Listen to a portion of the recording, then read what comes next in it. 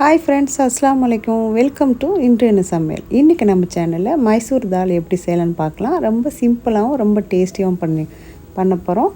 மற்ற பருப்புகளோட இந்த மைசூர் பருப்பு விலை ரொம்பவுமே கம்மியாக இருக்கும். நிறைய பேர் நினைப்பாங்க மைசூர் பருப்பு நல்லா இருக்காதுன்னு. ஆனால் ரொம்ப டேஸ்ட்டாக இருக்கும். அது மட்டும் இல்லை, ஸ்கின் கேர் பண்ணுறதுல முதல் இடத்துல இது இருக்குது.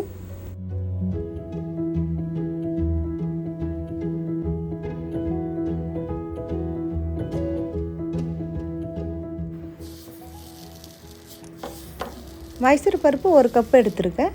இந்த பருப்பு நம்ம ஊற வைக்க வேண்டாம், நம்ம அப்படியே கழுவிட்டு வேக வைக்க போகிறோம். இதுக்கு 3 பச்சை மிளகா கீத்து போட்டு எடுத்து வச்சுருக்கேன். ஒரு 6 பல் பூண்டு, நான் மலை பூண்டு தான் எடுத்து வச்சுருக்கேன்.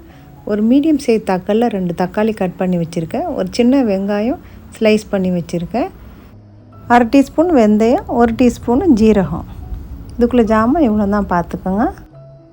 சாதாரணமாக பருப்பு வைக்கும்போது யாரும் வெந்தயம் சேர்க்க மாட்டாங்க, ஆனால் நான் வெந்தயம் சேர்க்குறேன். வெந்தயம் சேர்க்கும் போது டேஸ்ட் நல்லாயிருக்கும். அது மட்டும் இல்லாமல் வயிற்றுக்கு ரொம்ப குளிர்ச்சியாகவும் இருக்கும். இப்போ பருப்பு கழுவி எடுத்துகிட்டு வந்துட்டேன். இப்போ இதில் எடுத்து வச்சு இந்த பொருளை எல்லாத்தையும் போட்டுக்கலாம்.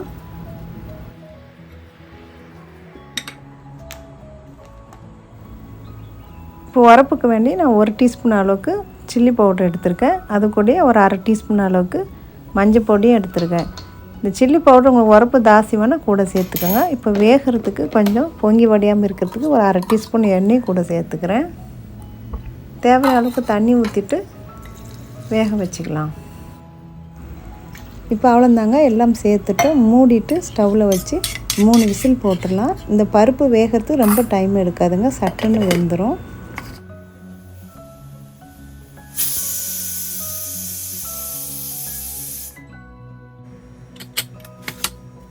இப்போ விசில் போட்டு எடுத்துட்டோம். இப்போ எல்லாமே ஆவியெல்லாம் அடங்கிடுச்சு. இப்போ பாருங்கள், நம்ம எண்ணெய் ஊற்றினால வெளியே எதுவும் வெளியாகல. இப்போ நம்ம பால் கரண்டி இருக்குல்லையே, அதை வச்சு நல்லா கொஞ்சம் கடைஞ்சி விட்டுட்டு தாளிச்சிடலாம். தாளிக்கிறது பாருங்கள் எவ்வளோ சிம்பிளாக இருக்கணும். இப்போ பருப்பு ரொம்ப கட்டியாக இருக்கனால நான் கொஞ்சம் தண்ணி சேர்க்குறேன். திக்காக வேணால் திக்காக வச்சுக்கோங்க. இன்றைக்கி சாப்பாடு கூட வச்சு தான் நான் சாப்பிட போகிறோம். அதனால் ஓரளவுக்கு நான் கொஞ்சம் திக்காக தான் வைக்க போகிறேன். இப்போ இதுக்கு தேவையான அளவுக்கு உப்பும் போட்டுக்கலாம்.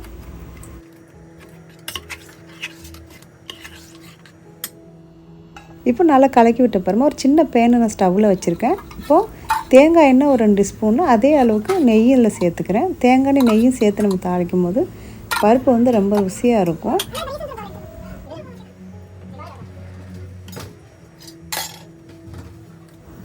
இப்போ எண்ணெய் நெய் நல்லா சூடாகிட்டு ஒரு கொஞ்சம் போல் கடுகும் கொஞ்சம் கருவேப்பிலையும் சேர்த்து நல்லா மிக்ஸ் பண்ணி பொரிய விட்டு எடுத்துக்கிறேன்.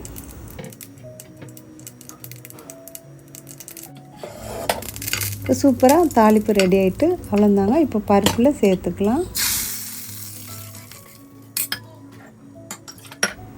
இப்போ கொஞ்சம் தண்ணி சேர்த்து அதில் கழுவி ஊற்றிக்கிறேன். அவ்வளோந்தாங்க, நம்ம சூப்பரான சிம்பிளான பருப்பு ரெடி பண்ணிட்டோம். இந்த தால் கண்டிப்பாக நீங்கள் ட்ரை பண்ணுங்கள். சுட சுட சாப்பாட்டில் போட்டு இங்கே சூடாக நெய் ஊற்றி நல்லெண்ணெய் ஊற்றி கூட சாப்பிடலாம். ரொம்ப நல்லாயிருக்கும். பிள்ளைகள் கூட அந்த மாதிரி நீங்கள் ஊட்டி விடலாம்.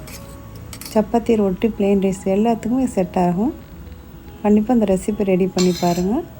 இந்த வீடியோ பிடிச்சிருந்தா ப்ளீஸ் லைக், ஷேர், சப்ஸ்கிரைப். மீண்டும் அடுத்த வீடியோ சந்திப்போம். தேங்க்ஸ் ஃபார் வாட்சிங் ஃப்ரெண்ட்ஸ்.